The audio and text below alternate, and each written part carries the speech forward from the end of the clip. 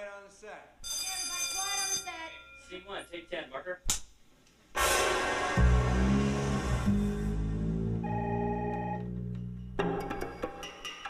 And action. Joel Levison's office? No, I'm sorry, he's not in yet. May I take a message? Yes, Mr. Levy, I'll tell him to call. Never say that. He's either in conference, in a meeting. He's always in. Now, who is that? Larry Levy? I hope there was nothing in the trains this morning, was there? Well, I don't know. The mail's late. We'll go get him. Now! I want them back here before he arrives.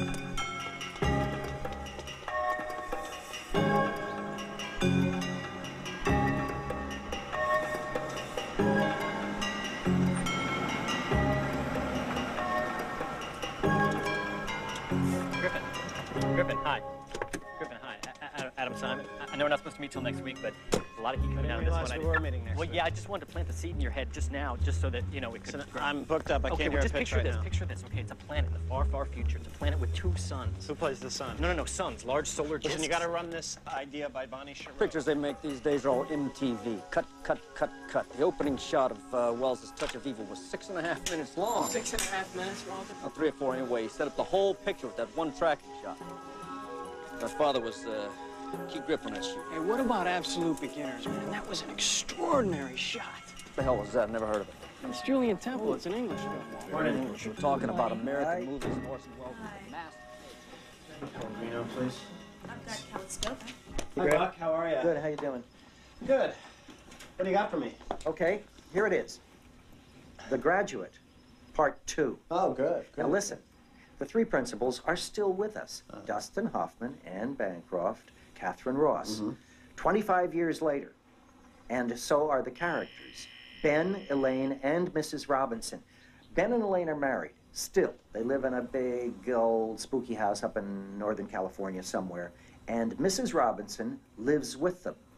Her aging mother, who's had a stroke.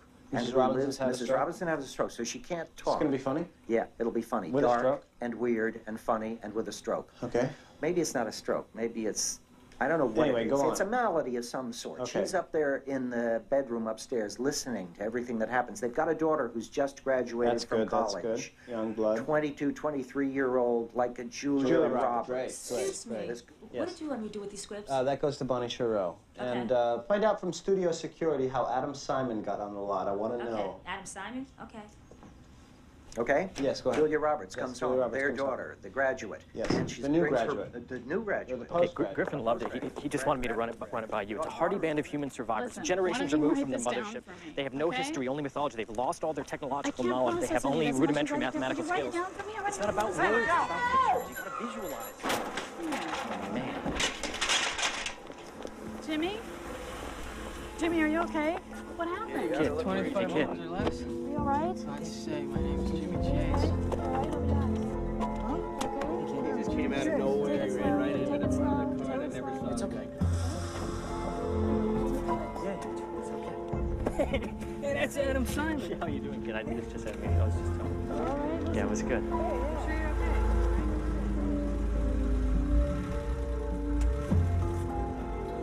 Rebecca De Mornay. Actually, you're much better looking.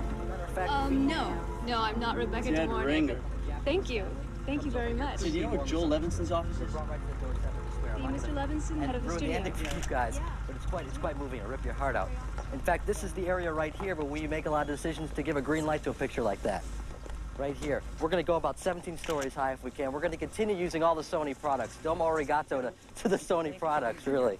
In fact, if you need someone to eat some sashimi with you, you can give me a ring because here's Levinson right here. I know that you're seeing it. Girl. Traffic from Malibu is impossible. Morning, Joe. Sandy, park the car, please.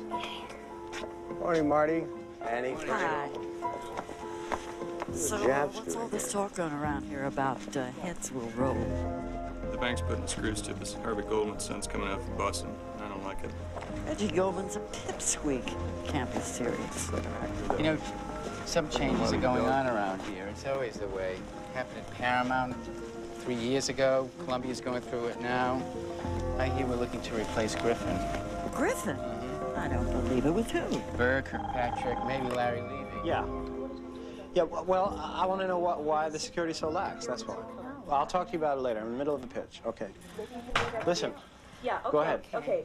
It's a TV star, and she goes on safari to Africa. You're talking about a TV star in a motion picture? No, not a real TV star. It would be played by a movie star. A movie star playing a television star in a major motion picture. would be good. Dolly Parton would be good. Right. Dolly. I like Goldie. I like Goldie. Okay, great, because we have a relationship, and that would be great. Goldie goes to Africa. Goldie goes to Africa. She gets worshipped. Well, she's found by this tribe. Of small people. But then she has She's found by this tribe, and they worship her. But then, I see. It's kind of like a Gods Must Be Crazy, except the Coke bottle's now a television actress. Yeah, it's exactly right. It's Out of Africa meets Pretty Woman. Well, and she has to decide whether to stay with the TV show or save this entire African tribe. Hey, where's Griffin Mills? Right here. Hey, you're Martin Scorsese. But I know Harvey Keitel. I know you do. Hey, I loved Cape Fear. My old man worked for Hitchcock, too. Yeah? Rope. It's a masterpiece. The story wasn't any good. He shot the whole thing without cuts. I hate all this cut. Oh, yeah? Well, what about Bertolucci, that great track he shot with Winger in Sheltering Sky? I didn't see it. Touch of Evil. That was, well... Yes, it's 8 o'clock. Honest, I have. Commissary, Whitney, I stuck my neck out for you to get this job. Who were you with? I was there with Alan Rudolph. What were you doing with Alan Rudolph? Well, no, he asked me to have coffee, and he was telling me this idea he had, so what am I going to say? You're my assistant. You don't get involved with writers. But I wasn't getting involved. I was just listening to this amazing idea he had. That's interesting. Well, what's your pitch? The best. Well, is political scare you?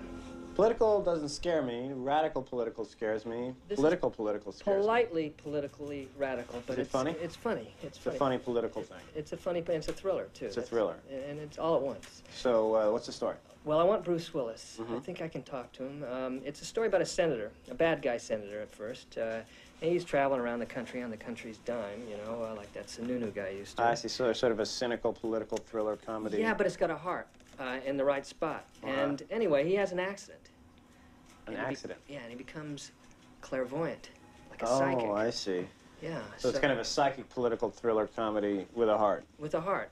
And not unlike Ghost meets Manchurian Candidate. Go on, I'm listening. Anyway, he can start to read people's minds, and when he gets to the president's mind, it's completely blank. Completely blank. Can I get you anything? I'd like a beer, please. We don't have beer. Oh, okay, wine, red wine, please. Of course, someone gets killed at the end. They always do in political thrillers.